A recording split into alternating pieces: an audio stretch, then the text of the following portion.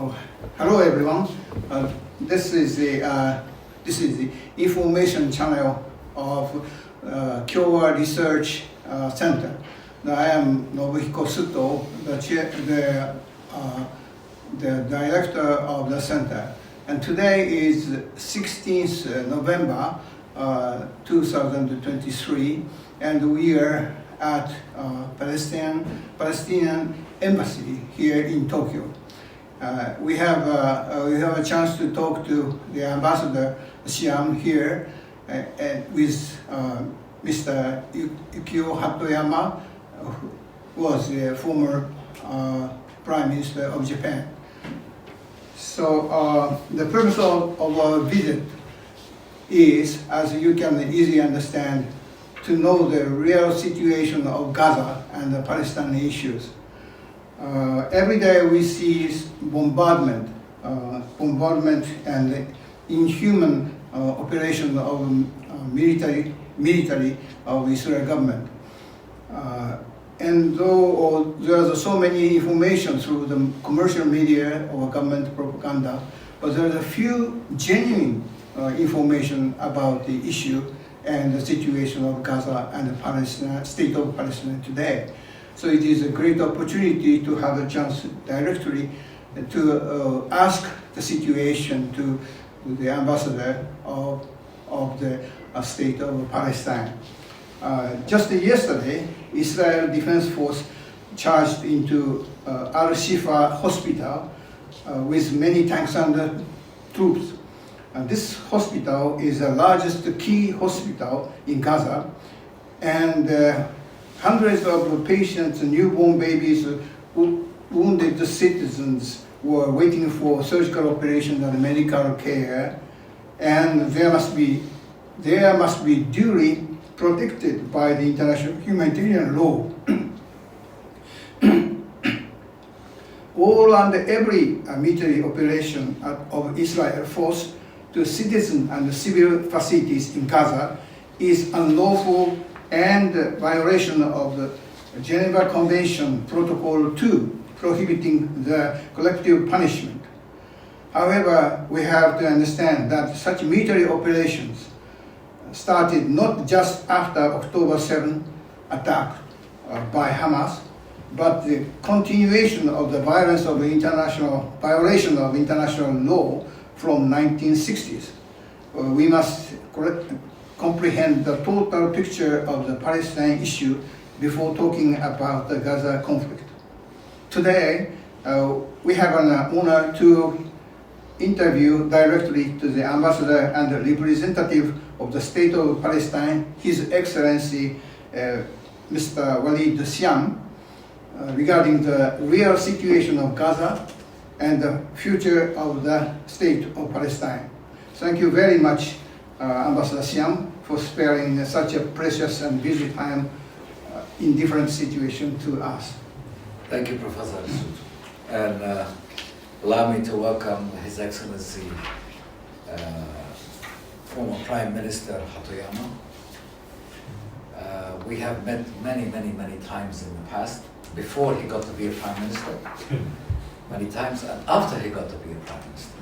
And we always have a good relationship because His Excellency Hatoyama is a friend of Palestine, and he has always been a defender and also a supporter of Palestine and the Palestinian cause.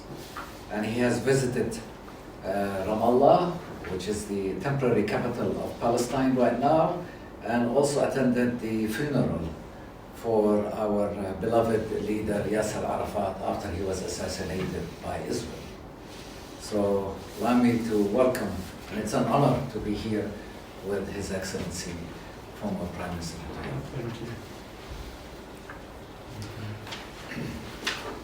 Okay, so our time is very short and limited, and we are going to ask some questions to the ambassador with regard to the situation and the future of the state of Palestine. Mr. Hatem, please. Thank you, Ambassador Tim. Well, first of all, I would like to ask about the relationship between your government, Palestinian government, and Hamas. Sure.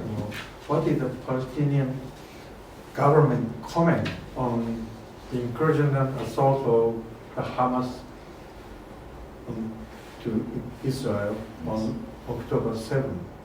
Could you explain? Sure. First of all, the Palestinian Liberation Organization is an organization that has mostly every faction of political factions in it, except Hamas and Jihad Islami. Why is that? Because both of those organizations, Hamas and Jihad Islami, refused to accept the Oslo Agreement that we signed with Israel. But in 2006, when we had our election, the United States of America, with Israel, forced the Palestinian Authority to allow Hamas to be part of the election without any preconditions. And we told the Americans at that time and the Israelis that if Hamas enters the election, it's going to win. But they said it's okay. We asked for conditions, and they said no, unconditional, they can elect, they can run for office. They ran the election, they won 2/3 of the votes in the Diet. So Hamas got to be the one that has the majority in the government. So we formed in 2006 a unity government between the PA and Hamas. And we had the Prime Minister from Hamas, Deputy Prime Minister from Fatah, and from other organizations. When we formed this government and it started functioning, because we didn't want to have a division between the Palestinians, the Americans at that time, George Bush Jr. and his administration came and said, we respect the democratic process of the election, but we do not accept the results of the election. So, when this happened, we told Hamas that it should not be in the government and put some other bureaucrats into the government. But still America said no, nobody from Hamas or connected to Hamas to be in the government.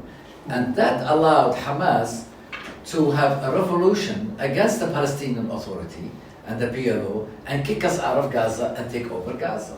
So I think the Americans and the Israelis set us up for the division between the Palestinian Authority and Hamas, and to split Gaza from the West Bank. Now, we have found during the years very many statements from Netanyahu and other officials that said, we support that Hamas takes Gaza, so we can look at Gaza as our enemies. And it helps the division between the Palestinians. And it also, we don't have one leader that we can say we can do complete the peace process. So I think we were forced to fall into this kind of a trap. And the division between the Palestinians in Gaza and West Bank grew more wider and wider and wider. Now, but the Americans and the Israelis continue supporting Hamas by allowing funds to come in every month, between $30 and $40 million cash on a monthly basis. So the question is, if they look at Hamas as an enemy, so why from 2006 until October 7, money came in every month to Hamas through Israel? It wasn't through Egypt or, no, through Israel, through the banks of Israel. Cash in cars with Israeli military convoy, taking them to Gaza and giving them to Hamas every month. That's one. 2008, they had a war between Hamas and Israel. 2012, 2014, 2018, 2022. All of these wars made Hamas stronger and stronger and stronger. Because if really Israel did want Hamas to take over in 2007, 2006, 2007, in Gaza at that time, every intelligence in the world had an office in Gaza. They knew with the satellites, with the communication, with control of everything, that Hamas was going to take over the PA. They did not come to the PA and say, watch out, Hamas is trying to overthrow you. They wanted to make the deep division between the Palestinians in the face of Hamas and the Palestinian Authority. So, what happened in October 7th is a byproduct of Israeli 17 years of closure on Gaza, 60% of unemployment, electricity 2-3 hours a day, water supply is minimum, people movement is minimum, and the people has been under siege for 17 years. But yet, every month, the Americans allowed and the Israeli allowed money to come to Hamas. So, the question is here, what is this about? So many people don't know that. They think that Hamas just attacked October 7 and that was it. No. Israel declared war on Hamas in 2008. Their Vice Minister of Ministry of Foreign Affairs of Israel said, we are at war, and he said it in 2009. He said, we are at war with Hamas. So, when you are at war, everybody attack each other. That's one. Second, if you take some people from here, bring them over here, and you take people from here, bring them over here, those are prisoners of wars, are not kidnapped or abducted. Third, every Israeli citizen in Israel has to go through military training, 2 years to 3 years. So every Israeli civilian is a military person. So they come and say, oh, they killed these children and all that. Plus, Israel said that 1,400 were killed. Last week they said, oh, I think it's 1,200 now. And I tell you what, the numbers are going to go down and down and down. Because many Israeli newspapers, radio stations, and people that were involved they were part of the shooting when Hamas went into occupied Palestine. They said the following: most of the killing was done by the Israeli army, crossfire. And those are not Palestinians saying that, those are Israelis who are saying that. And I have copies of all the newspapers, radio stations in Israel that witnesses are saying, no, Hamas did not kill us, the military was killing us, the Israeli military. Because they have a law that says, Hannibal law, kill the hostage and who has the hostage. So, this October 7 was not the beginning. It was a byproduct of over 75 years of military occupation. Thank you very much. No, not at all. And then, second question. Sure.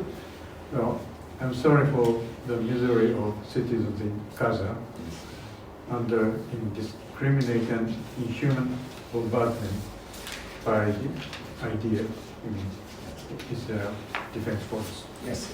This is the worst and the most pathetic scene I've ever seen in the history of regional conflicts. Even the schools, hospitals, mosques, and the UN facilities are exposed to the bombing and killing of refugees, elderly, and innocent children who came to these facilities as the last evacuation places. Obviously, they are violating international humanitarian law, but UN and international community are revealed to be powerless in reinforcing the justice to the situation. How do you think about this kind of situation? Well, Your Excellency, let me put it this way. We are against killing civilians, whatever color, race, religion, all that, because we struggling for our freedom and liberty to have an independent state. We never attack civilians at all. So we are against the killing of civilians. Israel, unfortunately, wanted revenge. Why? because the attack of October 7 on 4 military bases, Israelis, were attacked and occupied and taking everything out of it in less than 3 hours. And the Israeli army was watching. And with the most sophisticated they had is electric walls and airplanes 24 hours and alarms and all that, and the most powerful army in the world, number 10 in the world. They didn't do anything. It shows you that the Israeli army is not as what they say, perceive that they are very strong. They're very weak. And to take over 4 military bases in less than 3 hours, nothing happened in history. So now Israel is taking revenge not on Hamas. What we see is taking revenge on the people of Gaza. And this revenge has been given a license by the United States and by other allies like France, Canada, Britain, and any country that says that Israel has the right to self-defense. International law does not give an occupier or a colonist the right to self-defense. Because when you're under occupation and you're under colonization, you have the right by international law to resist even with arms. So now Israel is going to teach the Palestinians a lesson with the American forces, with the British forces, with the French forces and all that. All of them, 6 countries and German forces, 6 countries are fighting Gaza civilians. They have destroyed 60% of Gaza completely. And I can give you a picture to imagine. If you look at the World War II pictures of Tokyo, after it has been bombed by the Americans, Gaza looks that way. I can show you some pictures. I think I have over there, I'll show. They are destroying hospitals, schools, United Nations, mosques, churches, everything in the way. And this is what we call carpet bombing. And the Americans are supplying them with the best technology of bombs. Today, 25,000 tons of bombs has fallen down on Gaza. Today is 1,480 right now. Civilians have been killed. For them, 4,800 child is killed so far. Today, if you want to look at it, every 10 minutes, when you have to watch 10 minutes, you have 1 child, 1 woman, 1 man killed. Today they attacked Al-Shifa hospital, like the professor said. They went into hospital under the pretext that Hamas leadership is under it. Do you think Hamas leadership will wait 40 days for the Israelis to come and they're waiting for them in the Shifa hospital? But it's a pretext. Why? They already destroyed all the universities in Gaza. They already destroyed all small hospitals in Gaza. They already destroyed the whole neighborhoods in Gaza. So by destroying Al-Shifa hospital, which is the main health center of Gaza, if it's gone, then there is no way to go for any doctor, medicine, or everything. By destroying Al-Shifa, you have destroyed Gaza completely, because Gaza after that is not livable. So Israel's plan is the following. Its carpet bombing is to force the population to go to the south, and then they have now already went into the north. They're in the half of Gaza, and then they're going to keep going until they force these people to go into the desert of Sinai of Egypt. And we are saying to them, we're not going to Egypt. This is not going to be another 1948 or 67 to be forced of our homes. So any person that stays is shot, killed. If you stay, they kill you. So this is against international law, against United Nations resolutions, against humanitarian resolution, against humanity, against everything. Every law of this nature of earth. But it's all because some countries gave Israel the things that self-defense. This is a war crime. This is a genocide. This is the extermination of Palestinians. And I think the world has lost its humanity. You know, the United Nations came up this morning and voted for a pause in the war. A pause. Pause. Yeah, pause. You use that when you're watching a video or a movie. You know, you just pause it so you can go drink water or something. Since when do we pause a war? So even the language that are using it is really inhumane. What do you mean you pause a war for 4 hours? So you cease fire. But because the Americans and Israeli, and this government, Israeli government, is so radical. You know, the president of Israel said, there is no innocent people in Gaza. The minister of defense said, we are fighting human animals. The minister, yes, the minister of culture in the government of Israel said, let's nuke Gaza. Let's send a nuclear bomb on Gaza. The minister of agriculture, he said, I don't want to see any green tree in Gaza. You know, yes. And parts of this diet, Knesset, they call it the Knesset, you know, she said, one of them, she said, the children of Gaza brought it upon themselves. And another woman that she used to be the Minister of Justice, former Minister of Justice, she said, killing the woman and the child makes us, there will be no more Palestinians alive. So if this is the government and these are the ministers, and still the governments of the world is accepting them and talking to them, I don't understand the concept. If I come and say I want to destroy XYZ, I'll be put as a criminal. So Israel and its allies are committing war crimes at this time, the 21st century war crime. Maybe Hitler committed on the 20th century, and those victims of Hitler are committing today another crime in the 21st century. Mr. Ambassador, you know, the misery of the Gaza, which is bombarded, completely like a carpet bombing, etc. We can understand the situation quite well, but it's a very heartbreaking scene. But at the same time, we are not informed about the general situation of Palestine as a whole. And I heard that there are some conflict between the Palestine farmers and Israeli settlers, armed settlers, whose arms are delivered by the government, Israeli government, and there is a serious conflict between them. So I'm really afraid that the military conflict might soon expand to the whole area of the state of the Palestine. So actually, the Israeli government is now starting to implement the imprisonment of the protestants, and even children, to my surprise.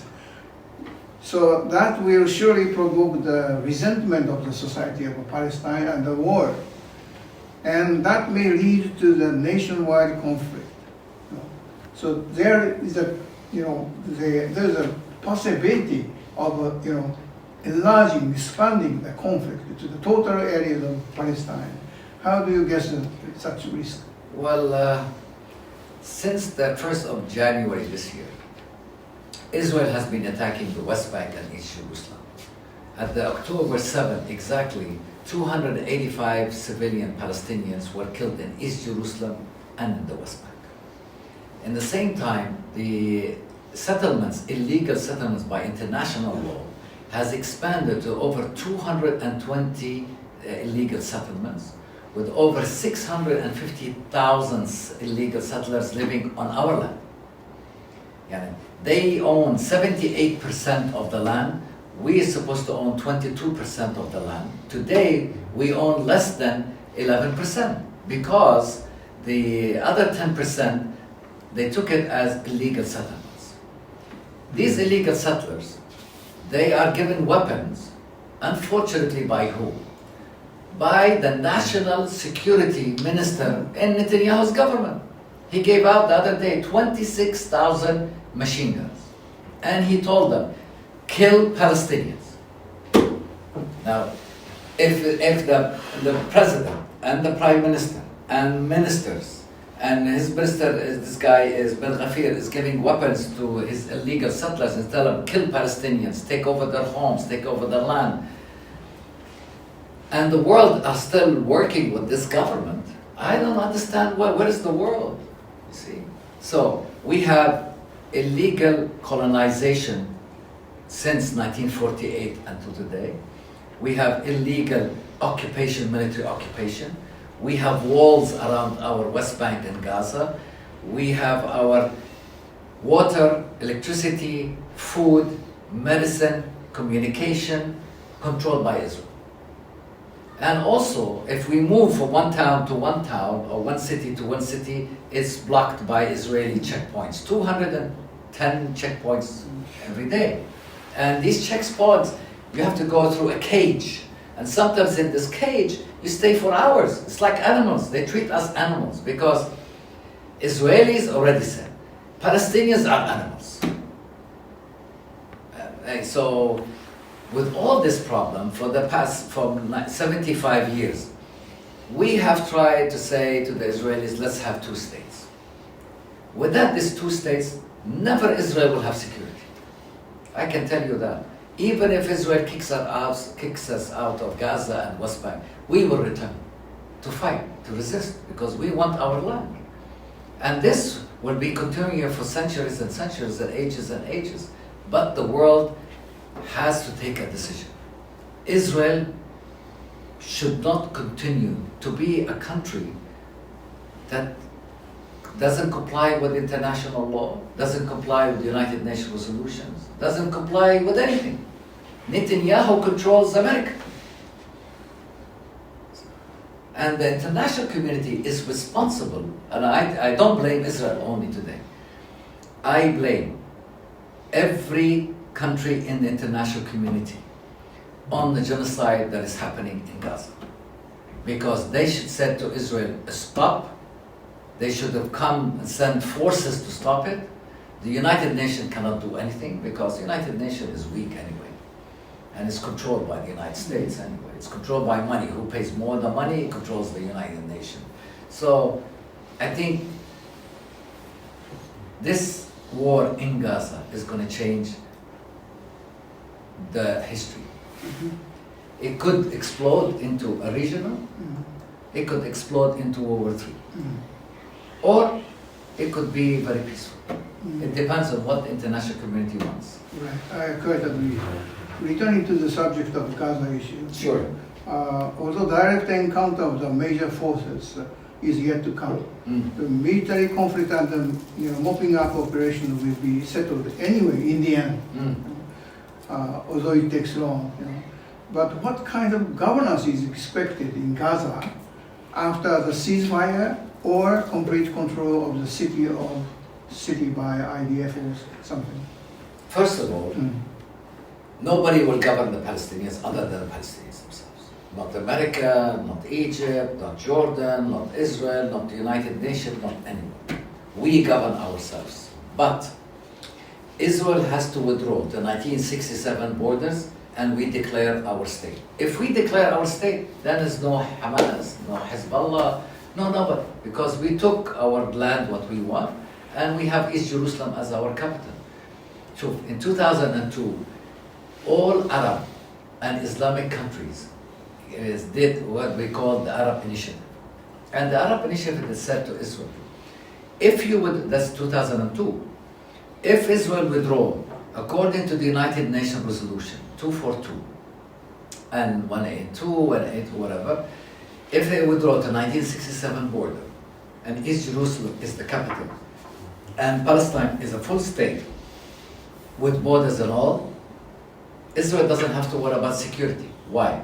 Because every Arab country, every Islamic country, including Iran, will sign a peace treaty with Israel. Now, I give you this offer. Do you take it or not? Of course you take it.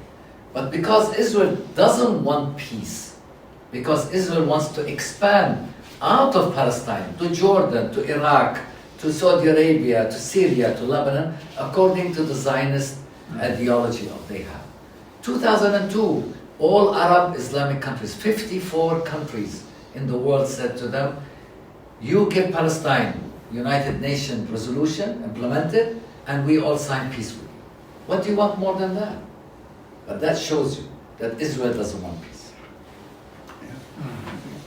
So our last question is how we can contribute for the situation. Japanese. Neighboring countries and the friendly nations are all unanimously requesting the immediate ceasefire, but it is not easy at all, as we all understand. Unfortunately, recently the Japanese government has been inclined to follow automatically to the U.S. foreign policy, which is in favor of the Israeli government, and due to many reasons. However, we Japanese, we have a long history of supporting and cooperating to the peace, stability, and development of the state of Palestine, as you know, we all know. And we'd like to do something to help the Palestine people in this very difficult moment. So, as Ambassador SIAM has stationed in Japan for more than 2 decades, Yes. and you know quite well about the Japanese government, the civil society, and the people there. So we'd like to listen to your advice and suggestions so that we may react to improve the situation and move one step forward to the future. Sure. Thank you. Of course, Japan has been a good friend for the Palestinian people. Japan has supported the UNRWA since 1953. Japan is one of the biggest contributors to UNRWA. People doesn't know what UNRWA takes care of all the refugees in Lebanon, in Gaza, in West Bank, in Jordan, and Syria. So UNRWA is very important because it has schools, it has hospitals, and it helps the refugee to come out of the tent to be a doctor or an architect or a lawyer. So continuing the economic and development, economic and development of Palestine is very important. I think Japan should more invest into helping the private sector in Palestine to be stronger. Don't give me the fish, teach me how to fish. So come to me and say, your market can do this. We're going to help you in building this kind of factory, this kind of factory, this kind of factory. Like Uniqlo, if they open a factory in West Bank, in Jericho, in the Japanese Peace Corridor, which Japan has built and invested hundreds of millions of dollars in it, you can do your product there with the hand works from labor, Palestinian labor, and you can export it outside. That creates jobs. So this peace corridor has not one company in Japan has invested in it. And we need more Japanese companies to come and invest in it because that shows that Japan has a trust in the market. And this plus these products can go outside. That's one. Second, I think Japan should take a very strong stand. Not with Israel and not with Palestine, but according to international law. You cannot come and ask an official in Japan says, somebody asked them, today there has been 10,000 people dead. Oh, we're sorry, we have no real proof of 10,000. Shall I bring you the 10,000 dead people, put it on the table? At least have some compassion and say, we have not real numbers, but we are against the killing of innocent people. We are against of carpet bombing. And I always tell officials of the government, you always condemn Hamas, condemn Hamas, condemn Hamas. Okay, condemn Hamas. But in the same time, condemn what Israel is doing. Because Israel is committing a war crime. Now, after this is finished, and then we go to The Hague, which is the International Court of Justice, how would Japan look if it doesn't condemn what happened? And we go there and we win our battle at the court and says this was war crime. How would Japan look for the public of Arab and Islamic countries? Very bad. So I think Japan has played it very well in the past. that we support both parties and we want peace. I think Japan should take a stronger stand on the peace issue. I think Japan should vote in the United Nations and not abstain or say no, you know, because today you abstain and say no. Tomorrow, Arab countries and Islamic countries, one day, Japan needs you, maybe they will not vote for you. So yeah, it's government. But I think Japan should stay away from the American administration policy of destruction of Gaza. Because what I see right now, it is following the American administration in the destruction of Gaza and the forcing population to go to the Sinai Desert.